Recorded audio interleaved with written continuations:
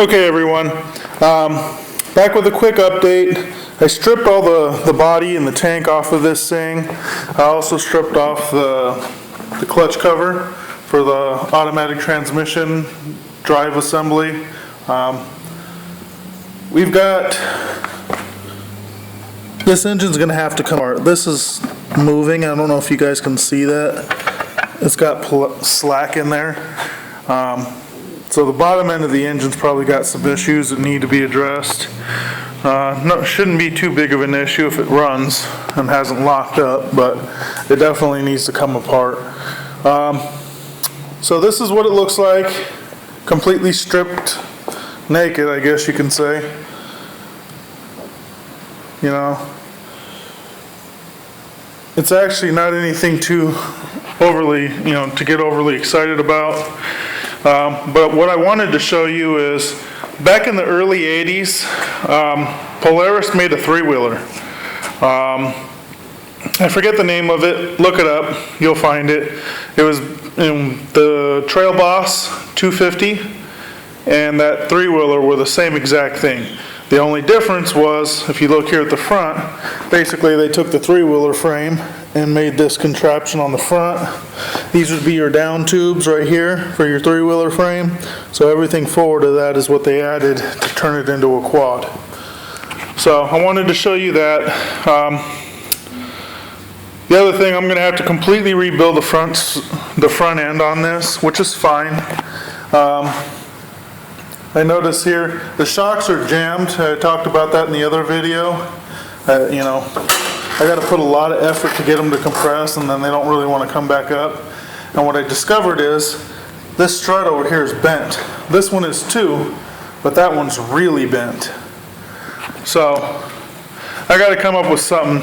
Those struts are discontinued, so I might have to fabricate something to, I don't know, I may have to fabricate something that will allow me to basically use the more modern style struts off of the Polaris quads to work on this. We'll see how it goes.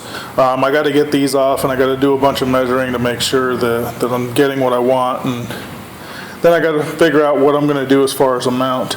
Essentially, I'm going to spend some time on the front end and just finding out what parts I need, what parts are discontinued, so that I know that, I could fabricate something up for this strut, and I might have a discontinued ball joint down there at the bottom, where that would leave me pretty much pointless. So again, I just need to find out what's discontinued, what I can get my hands on, and then figure out what I'm going to do from there.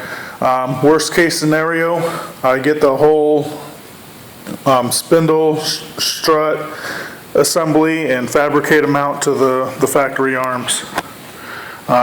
We'll see. Next step on this is going to be to remove the engine. The engine and the gearbox, because this is the belt drive, like CVT type transmission, but it does have a gearbox behind the engine, which is forward, neutral, reverse.